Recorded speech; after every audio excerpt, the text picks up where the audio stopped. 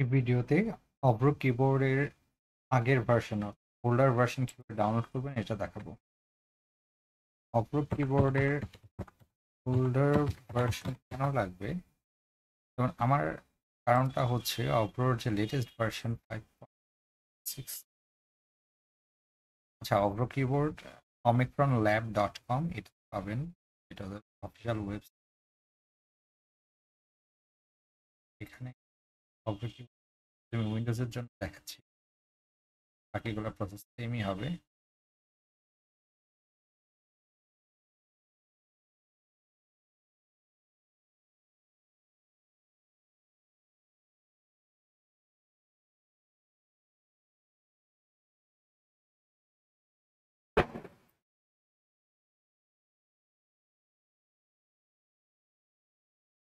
Download অভ্র keyboard.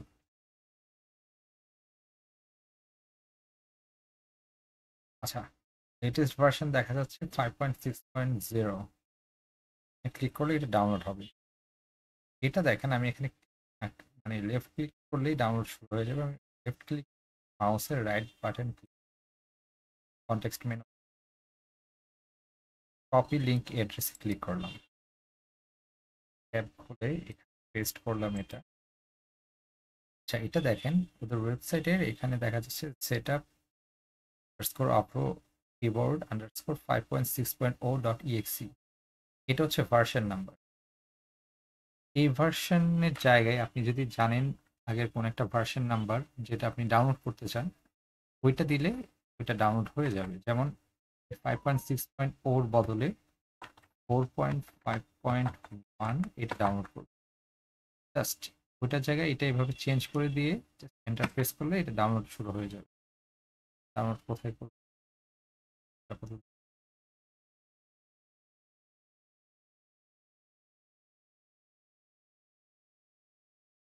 Simply এভাবে just version নাম্বারটা এখানে চেঞ্জ করে এন্টার প্রেস করলে আপনার হয়ে যাচ্ছে ডাউনলোড।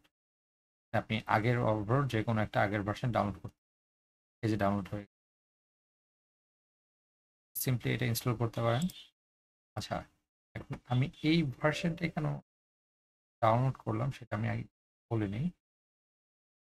4.5.1 হচ্ছে লাস্ট ভার্সন, যেটাতে অভ্র বিজয় কিবোর্ড বা ইউনি বিজয় লেআউটটা সাপোর্ট করতে হতো। অভ্র কিবোর্ড দিয়ে, অভ্র কিবোর্ড সফটওয়্যারটা দিয়ে তখন বিজয়ের লেআউটে টাইপ করা যেত। এটা লাস্ট ভার্সনটা ছিল আমার জানার মতো 4.5.1, যেটা আমি ডাউনলোড করলাম। এরপর যে ভার্সনগুলা, ওগুলো থেকে জাস্ট এই ফিচারটা নাই এরপরের ভার্সনগুলোতে। ওদের নামে কিবোর্ডের ডেভেলপার ওদের নামে হামলা করা বা এই টাইপের কারণেও হয়তো বা পরবর্তীতে ফিচারটা রাখে নাই নেক্সট পরের ভার্সনগুলোতে। আমি কিবোর্ডে যে ফনেটিক এটা অবশ্যই ক্লিয়ার, কিন্তু বিজয় লেআউটটা, যেটা বিজয় কিবোর্ড না, বিজয়ের লেআউটটাতে অভ্যস্ত হয়। আর বিজয় কিবোর্ডটা যেহেতু ফিট, আমি অভ্র কিবোর্ডটা ইউজ করি। এক্ষেত্রে আমি এই যে ইউনি বিজয় লেআউটে টাইপ করি, যেটাই বিজয় কিবোর্ডের মতোই অলমোস্ট। যারা বিজয় কিবোর্ডে অবস্থা কিন্তু অভ্র মানে বিজয় সফটওয়্যারটা ইউজ করতে চান না, তারা অভ্র কিবোর্ড ইউজ করতে পারেন। মানে এই আগের এই ভার্সনটা 4.5.1 যে প্রসেসটা দেখালাম, এই প্রসেসটা আপনি ভার্সনটা ডাউনলোড করে নিতে পারবেন ওদের ওয়েবসাইট থেকে। আর সিম্পলি জাস্ট বিজয় কিবোর্ডের মতো টাইপ করতে